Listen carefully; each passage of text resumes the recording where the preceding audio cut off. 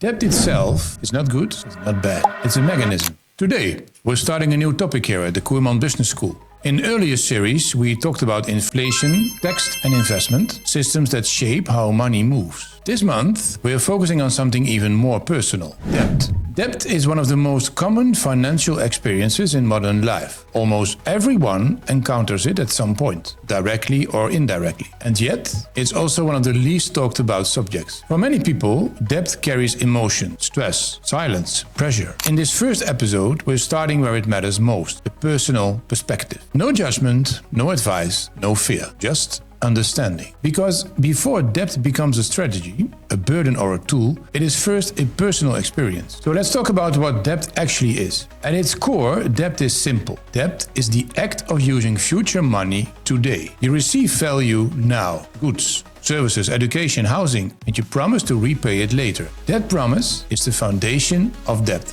Debt exists because time exists. If everyone had everything they needed immediately, from a personal perspective, debt allows people to smooth life over time. It lets you buy a home before you've saved for decades. It lets you study before you earn a full income. It lets you handle emergencies without waiting years. Debt itself is not good, it's not bad. It's a mechanism, the bridge between now and later. The experience of debt depends on how that bridge is built, how it's used and how it's maintained. From an individual perspective, people use debt for many reasons. Sometimes it's a choice, sometimes it's a necessity. Common reasons can include housing, education, healthcare, transportation, family support. So for many individuals, debt represents access. Access to opportunity, access to stability, access to a standard of living that would otherwise take decades to reach. Debt can also represent timing. Life doesn't wait for perfect savings. Opportunities don't arrive on schedule. Debt allows people to act when timing matters. And that's why debt is so deeply embedded in modern society. It's not just financial, it's structural. Debt often comes with anxiety, shame, pressure,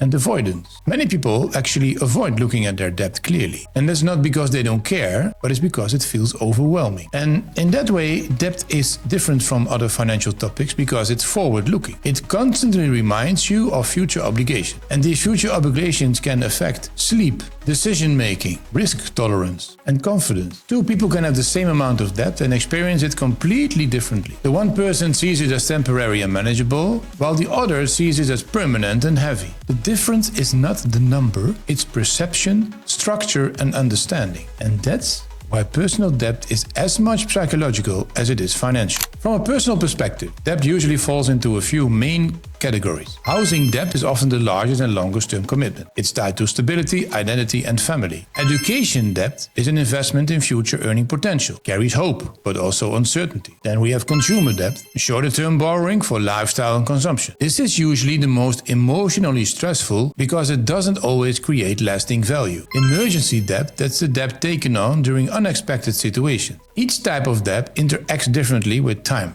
income, and emotion. Understanding which debt you have matters more than how much. Two elements define the personal experience of debt more than anything else: time and interest. Time determines how long debt stays in your life. Interest determines how expensive that time becomes. That's why personal debt is rarely overwhelming at the start. It becomes heavy when time stretches longer than expected. But also income stability plays a major role here. Debt feels manageable when income is predictable. On the other hand, it feels suffocating when income is uncertain. That's why personal debt decisions cannot be separated from lifestyle, career, and life stage. This episode is not about avoiding debt or promoting it, it's about awareness. Debt becomes problematic when it's misunderstood or ignored. When people don't know how much they owe, to whom, under what conditions, for how long, and for this clarity reduces emotional weight. Understanding turns fear into information, and information creates options. From a personal perspective, the goal isn't perfection, it's alignment between debt, income, time, and life priority. So let's end with a few calm questions. Do you see debt as a temporary bridge or a permanent burden? Do you avoid looking at it or understand it clearly? Does your debt support your life goals or limit them? These questions are not about guilt, they're about awareness. In the next episode, we'll shift perspective. We'll look at debt from the business angle, where debt is not emotional but strategic. Thanks for watching. My name is Remco Coerman and this is the Coerman class, Finance and Business School, sponsored by Epic Edges. See you in the next episode.